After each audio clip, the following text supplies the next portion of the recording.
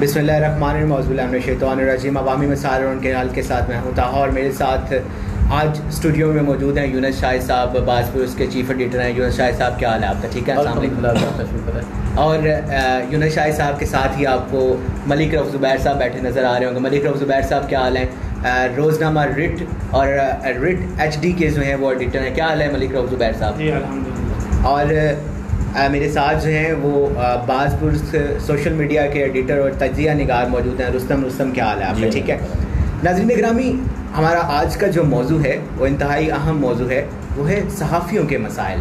और सहाफ़ियों को दरपेश मसाइल के मुतल्लिक़ आज हम बात करना चाहेंगे। उम्मीद है कि आप लोग अपनी राय से भी हमें आगाह करेंगे।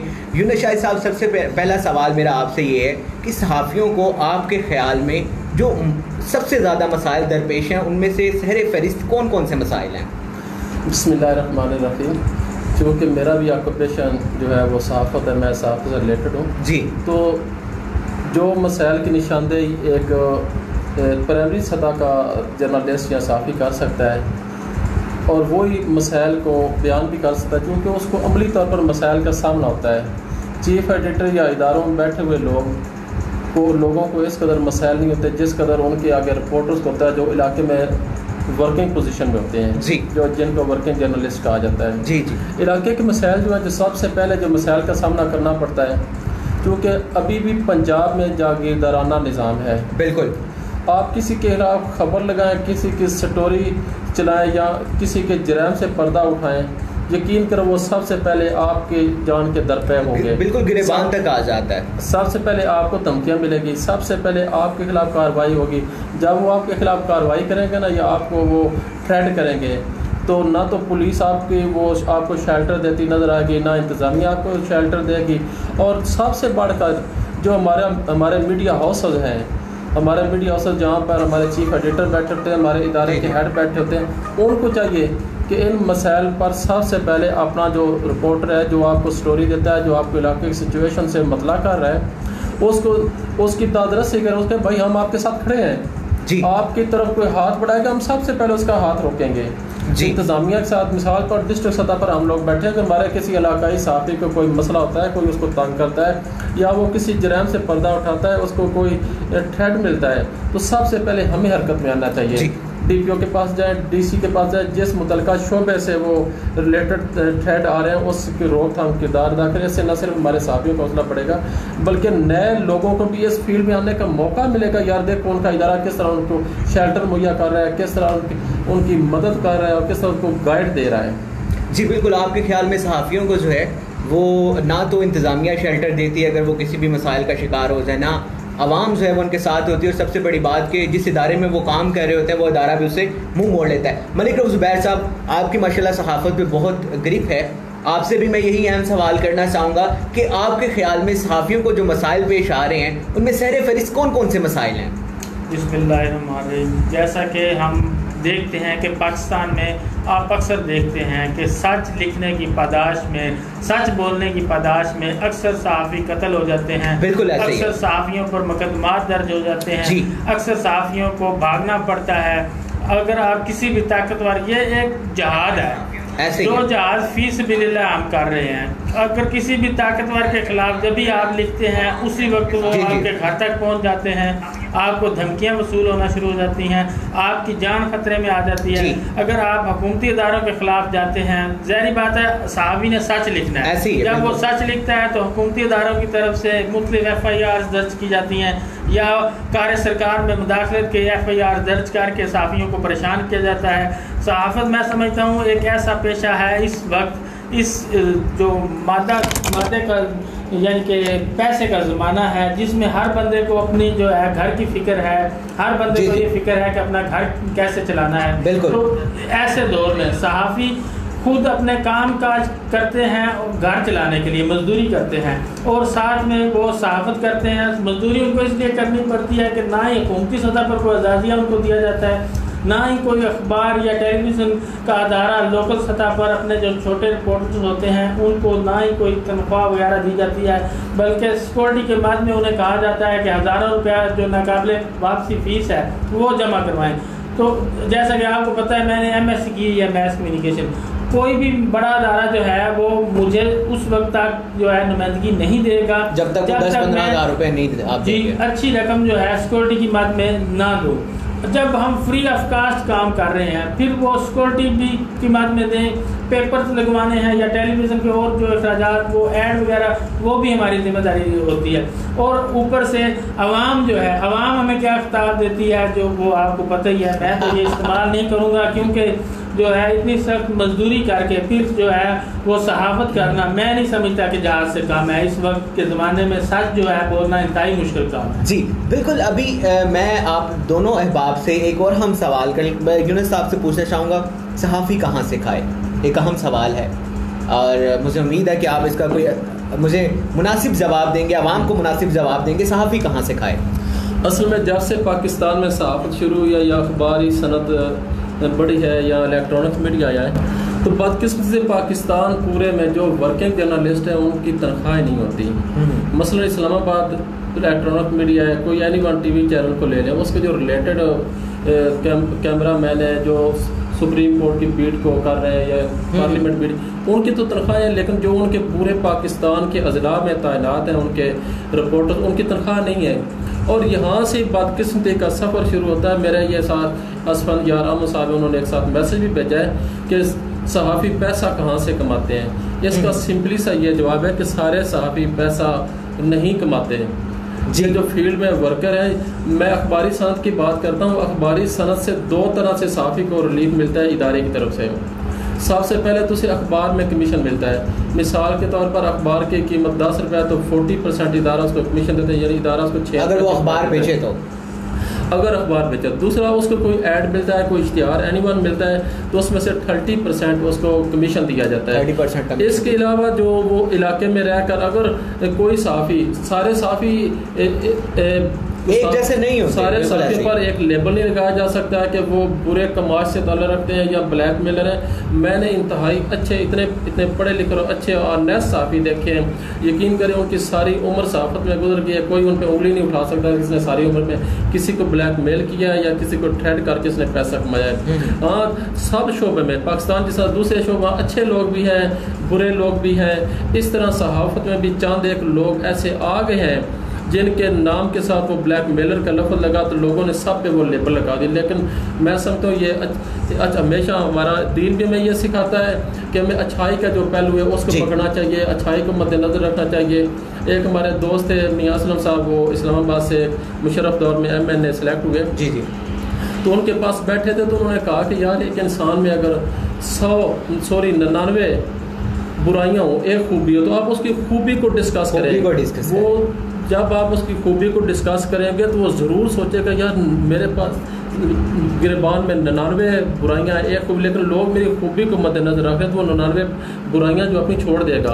अब एक मिनट, अगर उसके पास 99 खूबियाँ हैं और एक बुराई है जी, तो हम वाशर वाले पता क्या करते हैं, उस बुराई को डिस्कस करते हैं, उसकी 99 खूबियाँ जो हैं वो 99 खूबियाँ भी छोड़ देता है। इस्लाम का भी हमें यही दरस है कि आप लोगों की जो अच्छाई का पहलू है उसको डिस्कस करें, उसको प्रमोट करें। और यकीन करें से एक तो सबसे पहला जो होता है ना मुआशरे के अंदर, इससे रिलेशनशिप में बड़ा अच्छा असर पड़ता है, खुशगवार असरात पड़ते हैं। यार देखो मेरी इस अच्छाई को इसने कितना प्रमोट किया है, मेरे अच्छाई के पहलू को इस पकड़ा है, मेरी तमाम बुराइयों को इसने इग्नोर कर दिया है। तो बात ये कर रहा था कि पाकिस्तान में ताहाल अखबारी सनत ले लें या इलेक्ट्रॉनिक मीडिया की सनत ले लें, जो वर्किंग जर्नलिस्ट फील्ड में उनकी तनख्वाह नहीं है। बदकिस्मती है या हमारी हुकूमतों का इसमें किरदार नहीं है, या हमारे वो बड़े जो मीडिया हाउसेस बैठे हैं उनका किरदार नहीं। खुद तो उनकी आमदनी अरबों में बल्कि खरबों में उनकी आमदनी है, लेकिन उनका जो एक फील्ड में, और यही लोग रीढ़ की हड्डी होते हैं किसी भी सनत के, बिल्कुल ऐसी बात यही उनको स्टोरियाँ देते हैं, यही उनके इलाके के मसाइल से आगाही देते हैं, यही लोग उनके हर प्रोग्राम को प्रमोट करते नजर आते हैं। जी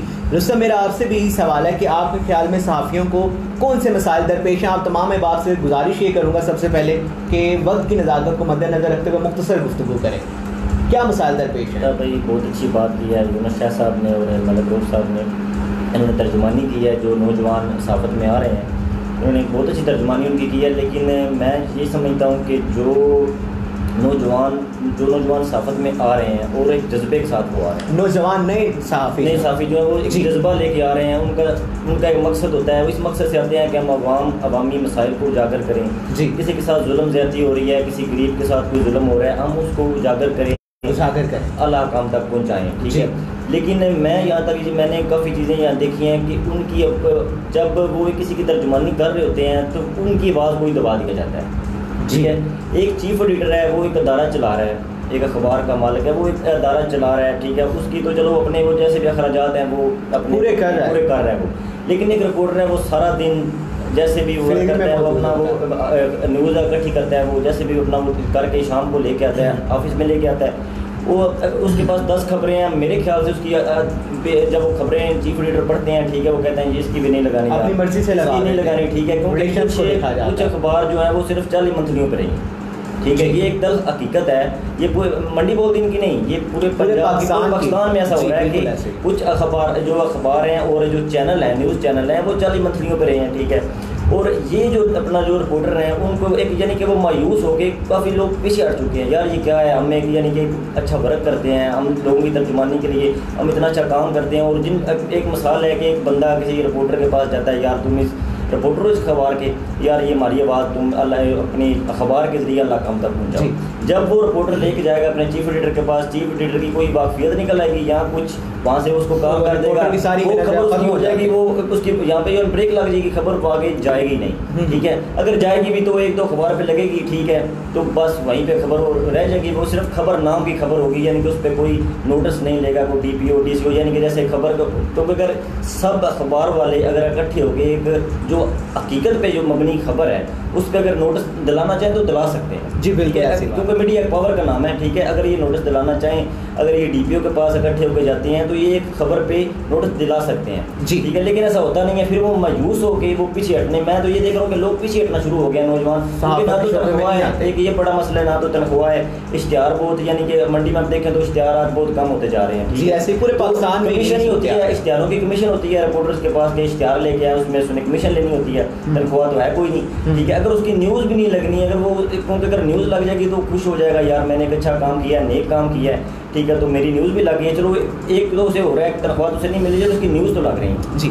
अच्छा यूनुस शाहिद साहब, आपसे मेरा सवाल ये है कि 99% सहाफ़ियों पे FIR क्यों करवाई जा रही है? क्या जो है ये मामला चल रहे हैं कि सहाफ़ियों पे एक वो बग़ैर तनख्वाह के काम कर रहा है, सारा दिन फील्ड में होता है, सर्दी गर्मी धूप, वो बाहर जो है वो ख़बरें इकट्ठी करता है, स्टोरीज़ इकट्ठी करता है, माशरे की बुराइयां जो है वो हाईलाइट करता है। क्यों हमारे पूरे पाकिस्तान में तकरीबन 98-99% सहाफ़ियों पे मुख्तलिफ FIRs हैं, वो इन्हीं चक्रों में जो हैं वो पिस रहे हैं बेचारे? असल में जो रियासत है, क्या उनको सज़ा मिल रही है? ये रियासत अच्छा काम कर, रियासत अपनी जिम्मेदारी पूरी नहीं कर रही, ये कितना बड़ा तज़ाद है। एक तरफ तो रियासत कहती है कि रियासत, ये जो प्रेस है ना, प्रेस है, ये रियासत का चौथा सतून है जी, ऐसे 4th पिलर है। अब मैं बताता हूँ, जो पहले 3 पिलर हैं, जो 3 सतून हैं, उनके लिए अरबों खरबों के फंड्स मौजूद हैं जी, उनके लिए बजट मौजूद है, उनकी फलाह बहबूद के लिए, उनमें काम करने वालों के लिए तरह तरह के TAD हैं, हर किस्म की फैसिलिटीज़ है। लेकिन ये चौथा सतून जिसको कहा जाता है, इसके लिए 1 रुपये का बजट भी नहीं है, बल्कि हुकूमत ये कोशिश करती है, हमारे इदारे ये कोशिश करते हैं कि इसको किस तरह दबा कर रखा जाए, इसको किसी तरीके से थ्रेड किया जाए।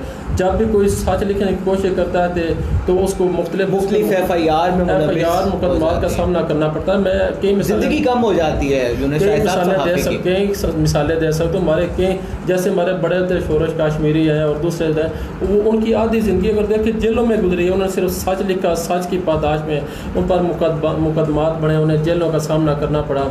और यही आज भी ये पुराने दौर में नहीं, आज इस दौर में भी यही हो रहा है। जो सहाफ़ी सच लिखता है, एक तो इंतज़ामिया वाले उसको नज़र में रखते हैं, कोई ना कोई उस पर मुकदमा डाल देते हैं, किसी न किसी तरीके से उसको थ्रेड किया जाता है। इसका खात्मा होना चाहिए।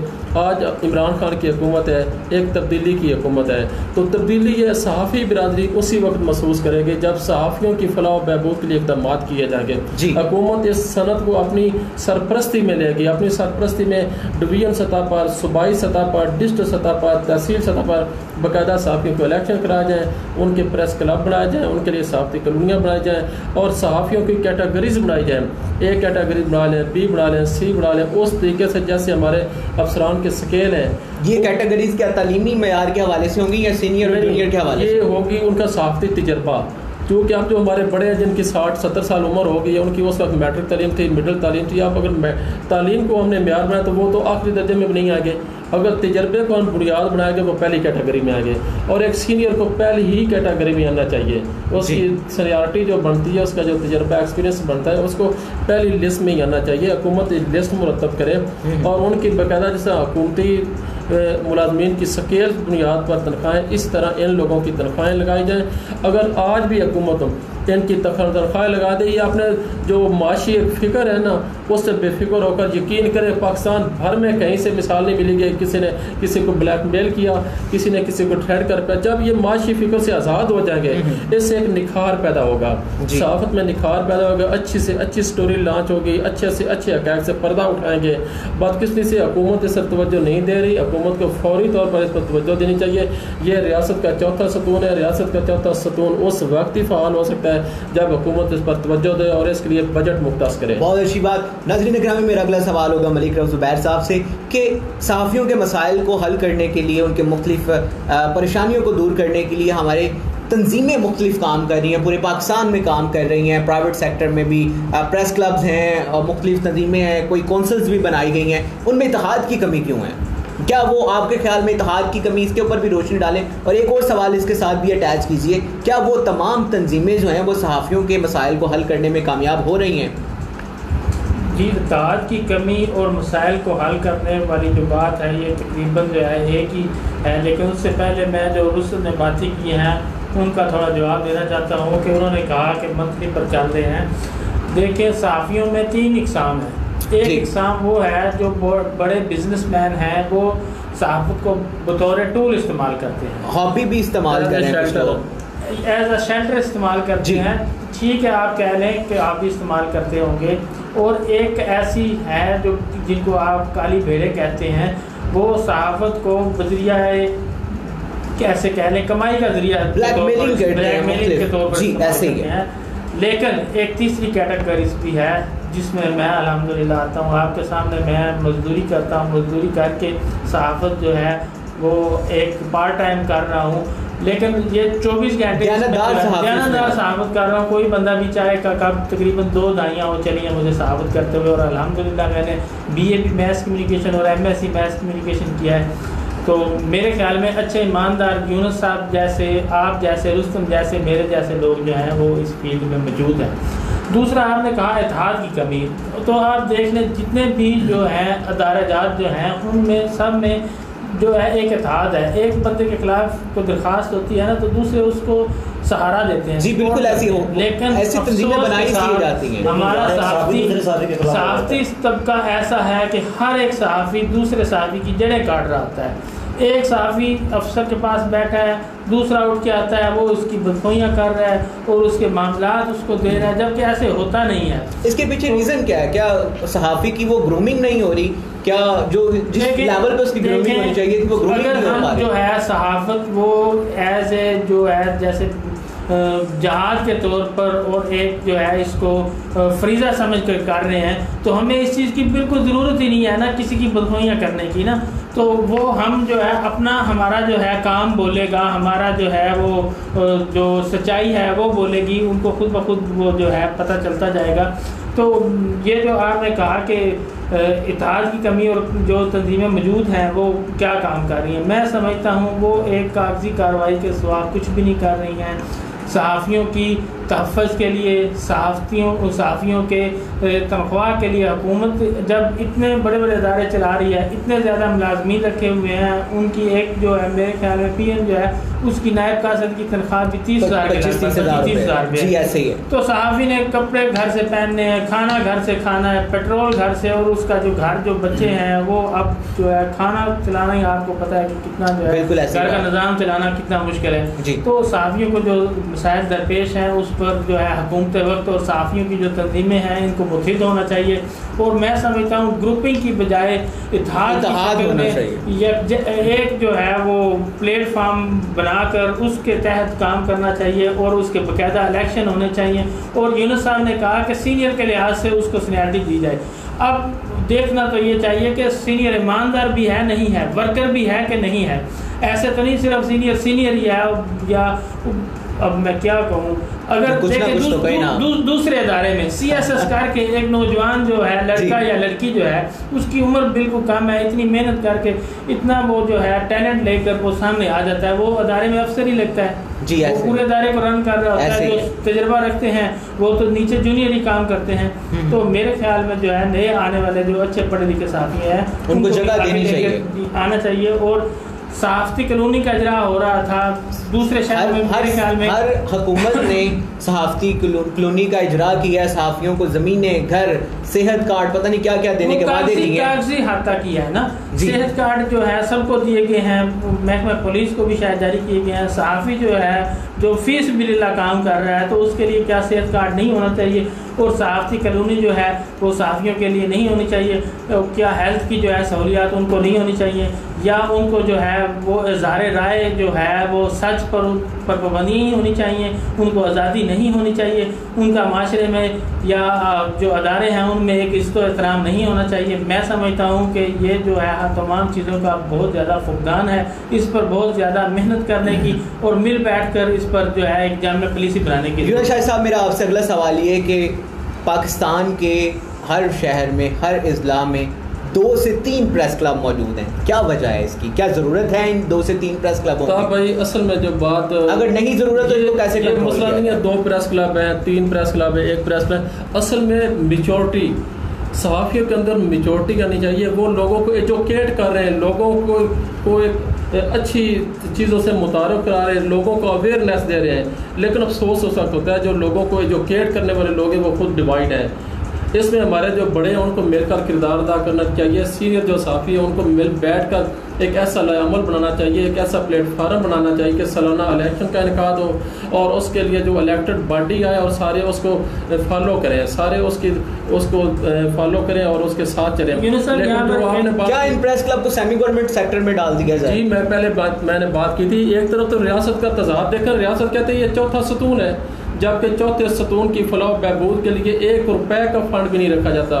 और मैं आपको बताता हूँ हमारे गवर्नमेंट जो वफाकी हमारा जो महकमा ना अपना वफाकी वज़ीर इत्तलात और नशरियात, जो हमारा इत्तलात और नशरियात का महकमा है, उसमें सूरत हाल ये है कि जो उसके अंडर है PID, प्रेस इंफॉर्मेशन डिपार्टमेंट, जहाँ से पाकिस्तान के तमाम TV चैनल को, अखबारात को इश्तिहार दिए जाते हैं। मैं छोटी सी वहाँ की आपकी करप्शन की आपको बात बताता हूँ कि वहाँ पर हुकूमती जो अफसरान बैठे हैं वो उस पार्टी को इश्तिहार जारी करते हैं जो उनको 50% कमीशन एडवांस में देता है। अच्छा, अब मेरा अखबार सेंट्रल मीडिया लिस्ट पे शामिल है। कई लोग मुझसे रब्ता करते हैं, भाई आपको 4 लाख के 5 लाख के, एक ने 10 लाख के कहा आपको मानना, हम ऐड देते हैं, हमारे साथ क्या करो? जब बातचीत हुई तो उन्होंने कहा मैं 50% अपने एडवांस देना है। आप सूरत हाल ये है कि उनको 50% हम एडवांस अगर दे देते हैं तो हमें जो सारे पैसे वो कब मिलेंगे? वो मिलेंगे 6 माह बाद, 3 माह के बाद, 3 माह के बाद। और हमारे पास अभी फंड नहीं आया, हुकूमत ने अभी पैसे डिलीवर नहीं किया, वजारत जो मिनिस्ट्री ऑफ फाइनेंस है उन्होंने अभी तक वो फंड मंजूर नहीं किया। साल से जब अपना आसिफ अली जरदारी साहब मलकवाल तशरीफ़ लाए थे उस वक्त हमें हाफ पेज के एड रीच एजेंसी है जो अप्रूवल है PID से, तो PID से एड रीच एजेंसी को इश्तिहार डिलीवर ने हमें डिलीवर करो, हमें आज तक उसके बिल नहीं मिले। इस तरह कम अज़ कम मेरे अखबार के 10 से 12 लाख रुपए के ड्यूज़ अभी भी बाकी है जो उन्होंने पे नहीं किए, जबकि मुझसे जो एडवांस रकम थी वो उसी वक्त उन्होंने वसूल कर ली। ये करप्शन कौन कर रहे हैं? वो इंफॉर्मेशन अपना ब्रॉडकास्टिंग इंफॉर्मेशन जो डिपार्टमेंट है वो कर रहा है। और वहाँ पर जब इनके बयान सुनते हैं, जैसे अब मुआवन ख़ुसूसी इत्तलात और नशियात हैं फिरदौस आशिक कवान साहब जी, तो वो ऐसे बातें करते हैं, मैं उनकी बातें सुनकर सोचता हूँ ये स्विट्ज़रलैंड की तो नहीं मिनिस्टर, ये कि अमेरिका की मिनिस्टर तो नहीं है। पाकिस्तान के हालात मारूज देखें, सहाफ़ियों के हालात देखें, सहाफ़ियों कत्लेआम सरेआम जारी है, सहाफ़ी की स्टोरी लॉन्च करता है, उसको थ्रेड किया जाता है, उसको इंतजामिया थ्रेड करती है। आज़ादी नाम की पाकिस्तान में कोई चीज़ ही नहीं। मैं एक और बात आपको बताऊँ, अवाम के लिए जितने भी अवाम को दरपेश मसाइल से वो सबसे ज़्यादा सहाफ़ियों ने हल करवाए, सियासतदानों ने नहीं करवाए। अगर किसी गाँव की गली टूटी फूटी है, सुबह आपको वो मसला अखबार पे नज़र आएगा। किसी गाँव में कोई जुल्म किसी खिलाफ करता है वो नज़र आएगा। ये सारे मसाइल हल करवाने में एक सहाफ़ी का बुनियादी किरदार होता है। और जो मैं आपको एक बार और बात दूँ, अगर आप आज से 10 साल पीछे चले जाए ना, तो ये थानों वाले सरेआम चौकों चुराहों में लोगों को जूते मारते थे। जी, आप मार कर दिखाएं मीडिया। ये सब आप भी ऐसे मेरी बात सुने, वो बिल्कुल ऐसी बात सुने, लेकिन साफी जो है कुछ ना कुछ तमाम तक क्रेडिट साफियों को जाता है। साफियों ने अपने कैमरे लिए, उनसे मारे खाई, उन आप खुद टॉर्चर हुए, लेकिन उन्होंने उनका जो भयानक वो चेहरा था वो सामने लाए। और आज अगर उन्होंने टॉर्चर किसी पर करना होता है, मुझे पता है दूर दराज डेरों पे उन्होंने टॉर्चर सेल बना रखे हैं, ये बड़े दूर कमरे बना रखे हैं, लेकिन करते तो है नहीं करते हैं। लेकिन वो पहले वाली सूरत हाल जो तजलील की जाती थी, जो चौकों चौराहों में तजलील की जाती थी, वो तजलील किसी हद तक बेहतरी है, लेकिन नहीं किसी हद तक नहीं। मलक साहब, मैं आप इसकी बात से मुतफिक नहीं हूँ। काफ़ी हद तक तजलील का अमल था वो तकरीबन कम्प्लीटली तौर पर रुक चुका है। जो लोगों को चौकों चौराहों में मारा जाता था, अब उनको फिक्र होती है। अब तो रिश्वत लेते हुए 100 मरतबा आगे पीछे ऊपर नीचे देखते हैं, कोई देख तो नहीं, कैमरे की आंख तो नहीं देखती, कोई साफी तो मौजूद नहीं है। बहुत बड़ा, और इसका तमाम तक क्रेडिट मीडिया को जाता है और उन सहाफ़ियों को उसका क्रेडिट जाता है जो बगैर तनख्वाह के 24 घंटे वर्किंग पोजीशन में होते हैं। अच्छा, अब रुस्तम, आपसे मेरा सवाल ये, माशाल्लाह आप यंग सहाफ़ी हैं, फील्ड में अभी आप उतना आपको टाइम नहीं हुआ, कम अरसा हुआ है, जूनियर सहाफ़ियों की आप नुमाइंदगी कर रहे हैं। मुझे ये बताइए कि आपके ख्याल में जूनियर सहाफ़ियों को इस वक्त सहाफ़त में किन मसाइल का सामना करना है? वही एक सवाल है जो मैं यूनुस साहब से करना चाह रहा था कि सबसे जो बड़ा मसला है, चलो आप एक उनको प्रॉपर्टी की बात कर रहे हैं या तनख्वाह की बात कर रहे हैं, वो तो एक अलग चीज़ है। जो साफ़ी, मैंने पहले बात की, जो साफ़ी जनून और जज्बे के साथ आया है सहाफ़त में तर्जुमानी करने के लिए, उसको सबसे बड़ा मसला है तहफ़्फ़ुज़ का। जब वो एक किसी के ख़िलाफ़ खबर लगाता है, ठीक है, तो उसे को गालियाँ आनी शुरू हो जाती हैं। अब ज़्यादातर इस्तेमाल हो रहा है सोशल मीडिया। अब जो रिपोर्टर्स हैं, अखबार के रिपोर्टर हैं, वो अपने आईडी पे भी वो न्यूज़ देते हैं कि ताकि जो लोग अखबार नहीं पढ़ सकते वो फेसबुक पे आके जवाब आपका देता चलूँ कि उन कालों पर फौरी जो है वो ज़िला का साफ़ी तो पूरे पाकिस्तान में मौजूद है ना, वो जो कालें आती हैं उन पर जो हर ज़िले का DPO है उसको नोटिस लेना चाहिए। मेरा सवाल साफ़ियों को ताकत बैकअप मुहैया करना चाहिए। और यानी कि वो अपनी आईडी पे वो अपलोड कर देता है, वो खबर जाती है उसके नाम से, लेकिन वो ऊपर लिखता है कि मैं बाज़पुर का, या मैं जो भी उसका अदारा है, मेरा अदारा बाज़पुर का, वो उसका ऊपर नाम लिखता है कि मैं रिपोर्टर हूँ, या नीचे अपना नाम लिख देता है, ठीक है।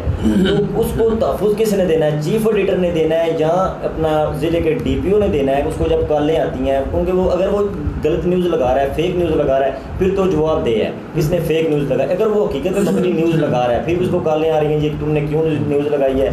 और आपको कल्चर का, पंजाब कल्चर का तो आपको पता ही है, यहाँ पे कैसे न्यूज़ लगाने के बाद क्या होता है, आपके साथ भी ऐसे मसाइल। अच्छा, बतौर सहाफ़ी जो है चीफ एडिटर, उसको उस सहाफ़ी का साथ देना चाहिए और जो इंतजामिया है उसको कार्रवाई करनी चाहिए, उस पर नोटिस लेना चाहिए, क्योंकि ऐसे यानी कि जो मारपीट होती है काफ़ी सहाफ़ियों। मेरे ख्याल में जो जूनियर सहाफ़ी है, जो मैं पूछना चाह रहा था, जूनियर सहाफ़ियों को सबसे पहला मसला तो ये मेरे ख्याल में ये आता है कि उनके जो सीनियर सहाफ़ी हैं बशमूल चीफ एडिटर, ना तो उनको वो रिस्पेक्ट दी जाती है, ना इदारे में उन्हें आगे बढ़ने का चांस दिया जाता है, और सीनियर की तरफ से उनकी टांगें भी खींची जाती हैं, और ना ही उनकी बात वो पावर रखती है जो कि सीनियर्स की पावर रखती है। अब यकीन करें, मुझे लड़के जो हैं मेरे जो राब्ते में, मुझे वो भी सहाफ़ी हैं, रिपोर्टर हैं, उनकी जेब में कार्ड्स हैं, वो कहते हैं कि भाई जान मैं ये न्यूज़ नहीं लगा सकता, ये तुम लगाओ। मुझे में इतनी हिम्मत नहीं है कि ये मैं न्यूज़ अपलोड करूं, या मैं ये न्यूज़, वो तो एक अलग मैटर आ जाता है। यूनुस शाह साहब, यही मसला है ना, यही मसला है कि तो धमकियां मिलती हैं ना। इसमें मैं आपको बताता हूँ रुस्तम भाई, इसमें जो मेरा तजुर्बा है ना, अभी 20-22 साल हो गए साफ़ी में धक्के खाते हुए। आपने कहा कि एक साफ़ी खबर लेकर आता है, जो सीनियर उसका बैठा होता है, जो सीनियर, मैं उस सीनियर की बात कर रहा हूँ जो खुद भी वर्किंग जर्नलिस्ट है, जिसका एक एक्सपीरियंस है, जिसने मारे खाए हुए हैं, इसमें बड़ा उसने वक्त दिया हुआ है, उसने ज़िंदगी का एक हिस्सा दिया है। जब वो देखता है मेरा रिपोर्टर खबर लेकर आए, वो खबर के तमाम पहलुओं को देखता है कि ये खबर अगर कल शाया होगी तो इसका ये प्रॉब्लम क्रिएट हो सकता है, इसका ये हो सकता है, तो वो आप एक रिपोर्टर से अच्छी तरह देख रहा होता है। बाज़ औक़ात वो खबर को खुद ब खुद सेंसर कर देता है कि ये खबर आज नहीं लिखनी चाहिए। अभी इसका वो फ़ायदा नहीं जो रिपोर्ट जो है वो नहीं है, उसमें बहुत सी चीज़ें आ जाती हैं। इसके लिए जो नए साफ़िया हैं, मैं समझता हूँ उनको पुराने साफ़िया को से कुछ सीखना चाहिए। मिसाल के तौर पर मेरा रिपोर्टर नए जो बनते हैं, मैं उनको कहता हूँ आपने यार वो ना कोई भी मामला आपने हमें भेज देना है, उसमें उसकी जो पलक नोक है वो मैं खुद सवार लूँगा, और आपने सुबह देखना है कि मेरे चीफ एडिटर ने उस खबर में क्या क्या चीज़ें मेंशन की जो मैंने लेकर नहीं भेजी, तो आपने उसको पढ़कर आपने अंदर भी यही वो अच्छे अल्फाज लेके आने। खबर बनाने का जो उसके इंट्रो होते हैं ना, खबर कोई भी उसके जो पहले 5-7 इंट्रो होते हैं वो पूरी खबर की जो नीचे उसकी एक्सप्लेन कर रहे होते हैं, उसकी वो हेडिंग जो होती है। और मैं बताता हूँ यहाँ मंडी बहाउद्दीन जो कि पंजाब का सबसे छोटा ज़िला है, यहाँ पर तो ना तो आज तक सहाफ़ियों की तरबियत के लिए वर्कशॉप हुई, ना ही ऐसा कोई इदारा वजूद में है जो सहाफ़ियों को एजुकेट कर सके। मेन लीड में कितने लफ्ज़ होने चाहिए, 3 कॉलम जो लीड हम रहते हैं उसमें कितने लफ्ज़ होने चाहिए, उसकी जो झैलियाँ हैं जिन्हें हम पट्टियाँ कहते हैं, उसके जो रिवर्स है उसमें कितने लफ्ज़ होना चाहिए। अब मैं जो वो सीखने की बात, मैं जो सीखने की बात बता रहा हूँ, सीखने की। अब हमारे जो नए साफ़ी हैं उनको सुबह अखबार पढ़ना चाहिए और पढ़कर ये क्वेश्चन करने चाहिए चीफ एडिटर से। यूनुस साहब एक नया साफ़ी है, उसको चले कोई खबरें लिखने में परेशानी या दुश्वारी का सामना है, लेकिन जो मैटर है मवाद तो उसने आपको दे दिया, तो वहाँ पर ये वाला वाक़या है। अगर वो जो है चीफ एडिटर को भी नहीं चाहिए कि वो जो वकूआ है उसको मिस ना करे ना, बात जो है वो पर्सनल रिलेशन की वजह से इदारे के साथ उसको खबर को ना दबाना चाहिए, ना ही डर को होना चाहिए।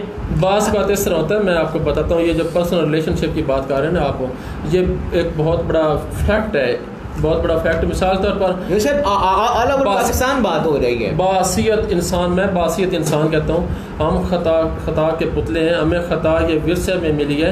तो बाज़ औक़ात कुछ मिसाल के तौर पर एक अच्छा खासा बंदा है, उससे नादानिस्ता तौर पर कोई ऐसा काम हो जाता है कि उसको खुद भी शर्मिंदगी महसूस हो रही थी, उसकी पिछली जो ज़िंदगी है वो भी इसकी बात पे गवाह होती है कि इसने आज तक गलत काम नहीं किया। जब कादर मुतलक आपके तमाम ऐपों पे पर्दा डाल रहा है, आपकी पर्दा पोशी कर रहा है, तो बासियत एक इंसान हमें भी चाहिए कि एक मरतबा उसको इग्नोर कर दें। ठीक है। अच्छा यूनुस शाहिद साहब, मेरा अगला सवाल आपसे ये है, बल्कि मलिक रऊफ ज़ुबैर साहब से पहले सवाल करना चाहूँगा, वही सवाल मैं आपसे करूँगा कि हमारे पूरे पाकिस्तान में एडिटर कौंसल एक तंजीम काम कर रही है। प्रेस क्लब का एक जो है वो एक बॉक्स होता है जो एडिटर कौंसल कहलाता है। हमारी रिपोर्ट के मुताबिक 80% एडिटर कौंसल जो है वो मफलूज हो चुकी हैं। उनके क्या जो है वो किस वजह से वो मफलूज हैं, उनकी क्या क्या फ़राइज़ हैं जो उन्हें सर अंजाम। असल में जो मेन वजह है ना, अदम बर्दाश्त है। अदम बर्दाश्त का उनसर इस हद तक बढ़ चुका है कि मैं आपको मैं तजर्बे की बात, मंडी बहाउद्दीन में जो सबसे मजबूत इदारा बनकर उभरा वो एडिटर कौंसल था। 2007 में इलेक्शन हुए, 8 में हुए, 9 में इलेक्शन हुए, जो लोग हार गए उसमें वो उसके बाद उस फोरम भी आई नहीं। 2-3 साल वो टांगे खींचते रहे, 2-3 साल बाद उन्होंने एक आध और मिलाया और एक अलहदा एडिटर कौंसिल बना ली। यार मैं कहता हूँ कि दुनिया मुतहद हो रही है, लोग अपने मुल्क की डिवेंडर लेने तोड़कर मुतहद हो रहे हैं। हम साफी देख यूरो लिया है, एक मिलकर लोग। यहाँ पे फिर मैं एक और सवाल यहाँ पे उठाना चाहूँगा, तालीम जो है वो ये तमाम चीज़ें ख़त्म करती है, क्या इस बात के पीछे तालीम का जो है वो फुकदान है कि हमारे बहुत से सहाफ़ी ऐसे हैं जिनकी तालीम मुकम्मल नहीं है और वो बड़े बड़े ओहदों पर फाइज हैं, इवन प्रेस क्लब के जो है वो मेन बॉडी में शामिल हैं।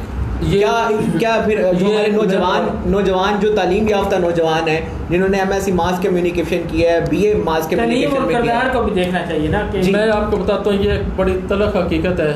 मैं अक्सर इस पर कहता हूँ कि हम इसके खुद ज़िम्मेदार हैं। जो इदारों के हम चीफ एडिटर बैठे हैं, हमें यह कुछ ज़िम्मेदारी कबूल करनी चाहिए। जब हमारे पास लोग आ जाते हैं रिपोर्टिंग लेने के लिए जी तो हमें सबसे पहले उससे 2-3 सवाल करने चाहिए। पहला सवाल उसकी तालीम के बारे में करना चाहिए, आपकी तालीम क्या है जी। दूसरा उससे ये सवाल करना चाहिए कि आप किस ऑक्यूपेशन से वाबस्ता है, आपका पेशा क्या है जी, ठीक है। और उसके बाद जो तीसरा सवाल करना चाहिए कि आप सहाफ़त को किस तरह ले रहे हैं, आप सहाफ़त के ज़रिए क्या करना चाहते हैं। आप जब 2-3 सवाल उससे कर लेंगे आपके सामने सारी सूरत हाल आ जाएगी। शाहिद साहब, माजरत के साथ हमारे जो चीफ एडिटर्स हैं या जो नुमाइंदगान इंचार्ज होता है, चाहे वो किसी TV चैनल का हो या किसी बड़े से बड़े अखबार का हो, वो तो ये पूछता है भाई आप कितना कमाते हैं, दूसरा उसका सवाल ये होता है जी मैंने 50,000 लेने आप वापसी है और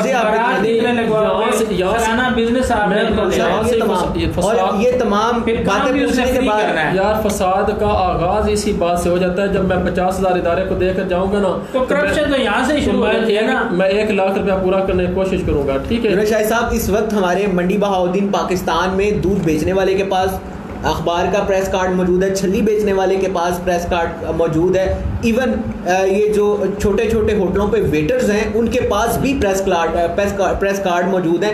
यहाँ तक नहीं, हमारे पास मैट्रिक के स्टूडेंट के पास मैंने प्रेस कार्ड देखा है। इवन मैंने इश्तहार अखबार में लगा हुआ देखा है जी, सिर्फ और सिर्फ पैसे वाले जिनके पास जो माली तौर पर मजबूत और मुस्तहकम अफराद हैं वो ही हमसे रब्ता करें। तो आप तनख्वाहें नहीं देंगे तो ऐसे लोगों को जो पार्ट टाइम काम कर रहे हैं उनको काम मिलेगा, वही काम। मैंने प्रोग्राम के आगाज में कहा था कि सबसे बड़ी जो इसके अंदर वो आ रही है ना, रुकावट आ रही है, वो रियासत क्या, रियासत सरपरस्ती नहीं कर रही। आज भी रियासत अगर सरपरस्ती करे, PID के जो इश्तिहारात है वो सब अखबारों को मेरिट पर मिले। और मैं आपको एक और बात बताता हूँ, पाकिस्तान में एक बहुत बड़ा माफिया आ चुका है। वो कौन सा माफिया है? वो चंद अखबार जो बड़े बड़े अखबार हैं उन्होंने आपस में एक तंजीम बना, APNS, all Pakistan paper news association, उन्होंने एक तंजीम बना रखी है। और उसकी मैं आपको बदमाशियाँ बताता हूँ। वो कहते हैं कि जो अखबार APNS का मेंबर नहीं होगा उसको ऐड PID से नहीं मिलेगा। अच्छा। और दूसरा, हमारी सुप्रीम कोर्ट मौजूद है, हमारी हाई कोर्ट्स मौजूद है, और जो प्रोविंशियल सतह पर हाई कोर्ट्स होती हैं उनको वो इतना, उन्होंने उस पर भी वो इतना किया हुआ है कि वो कहते हैं जो हमारा APNS का मेंबर नहीं उसको आपने उस अखबार को आप अदालती इश्तिहार नहीं दे सकते, पहले वो हमारा मेंबर बने, हमारी लिस्ट पे आए, उसके बाद अदालतों को। मैं आप एक सवाल करता हूँ हुकूमती ज़ुमा से और बड़े बड़े ये जो ब्यूरोक्रेट्स बैठे हैं, जब अखबार एक ABC होता है, ऑडिट ब्यूरो ऑफ सर्कुलेशन के मराइल से गुजरता है, तो वो पता है कौन करता है?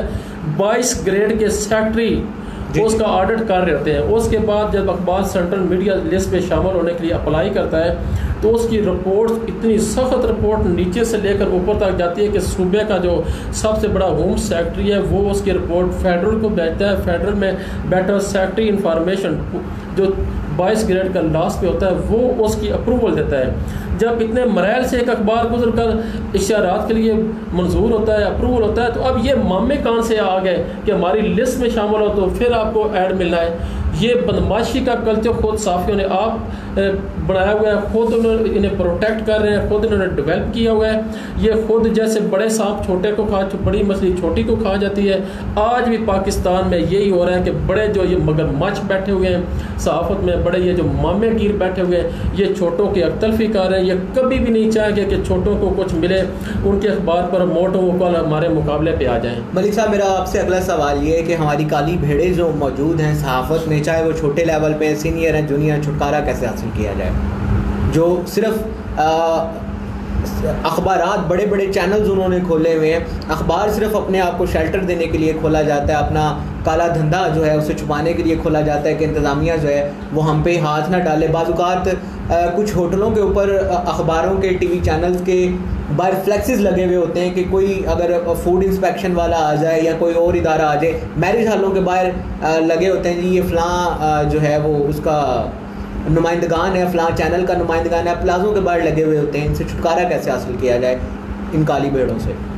देखें, ये जो पूरा सिस्टम है ना, ये जो गंदगी है, ये मैं समझता हूँ करप्शन जो है इस हमारे मौजूदा करप्ट निज़ाम में वहाँ से शुरू होती है। प्रेस इंफॉर्मेशन डिपार्टमेंट जो है PID से, वहाँ पर आपने किसी इदारे का जब नाम लेना है ना, चाहे वो टेलीविज़न NOC लेना है, चाहे अखबार है, तो वो आपको लेते वक्त ही गोल्डे पापड़ जो हैं वो बेलने पड़ते हैं, वहाँ पर जो है वो पैसे देने पड़ते हैं, सिफारिशें, तो इसमें वहाँ से गड़बड़ शुरू हो जाती है। वहाँ पर ही जो है ये सारा निज़ाम जो है शफाफ बनाने की ज़रूरत है। उसके बाद आप आ जाएँ यहाँ पर कि सहाफ़ी जो हैं, हुकूमत को चाहिए तमाम सहाफ़ियों को रजिस्टर करे।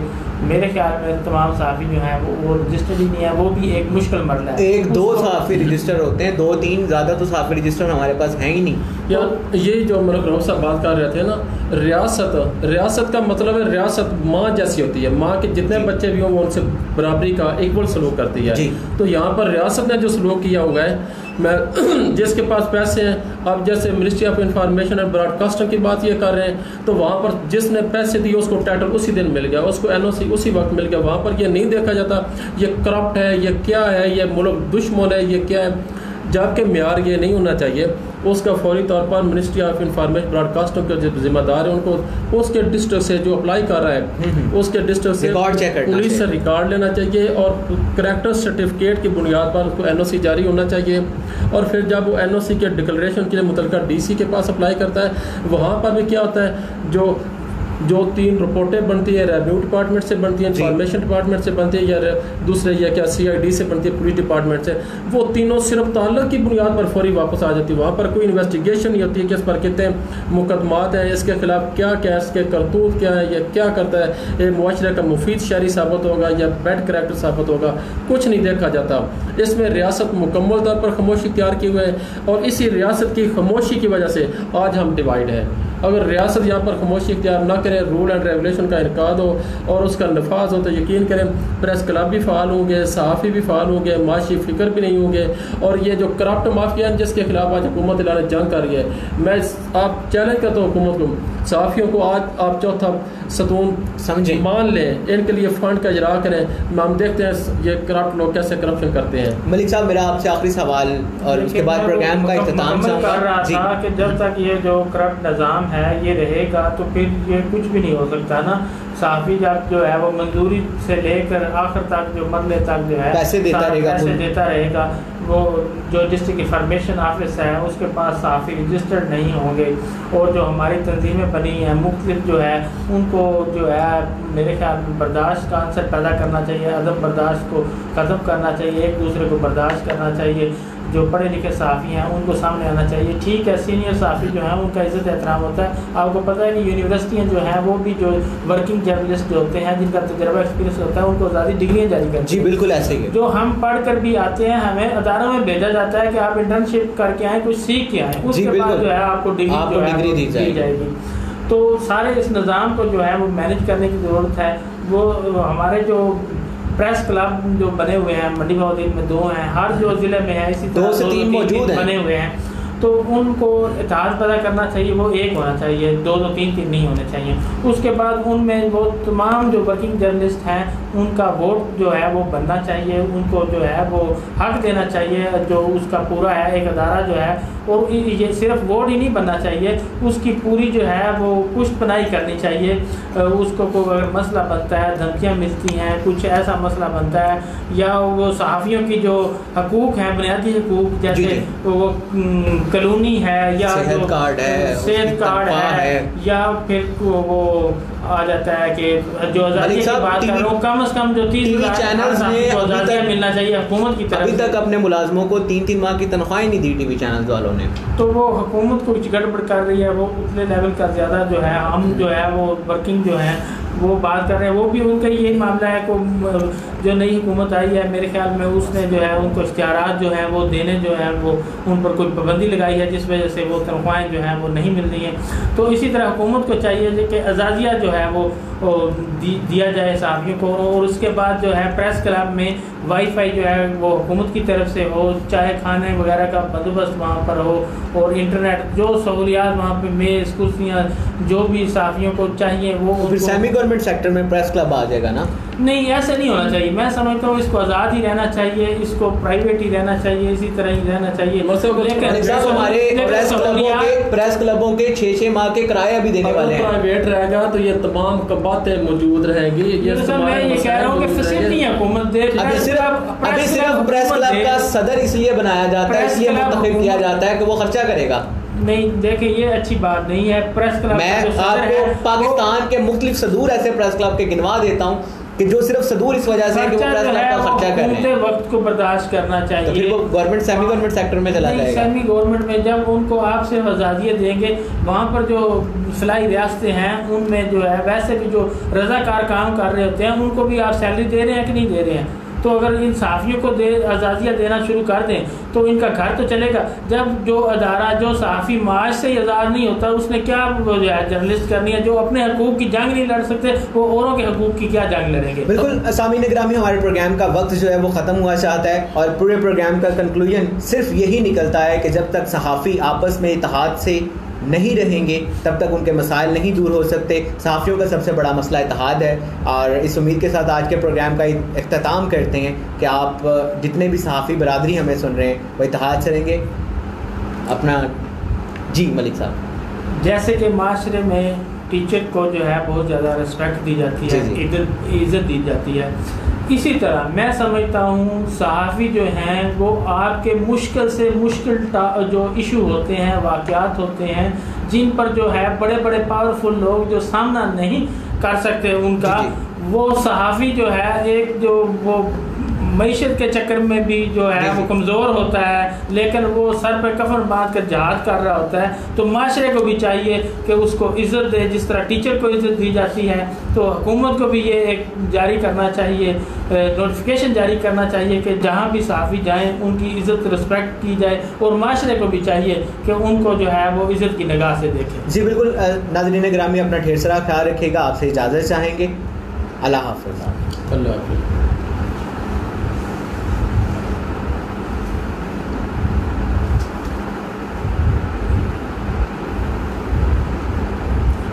मुकम्मल मसाइल हुए थे,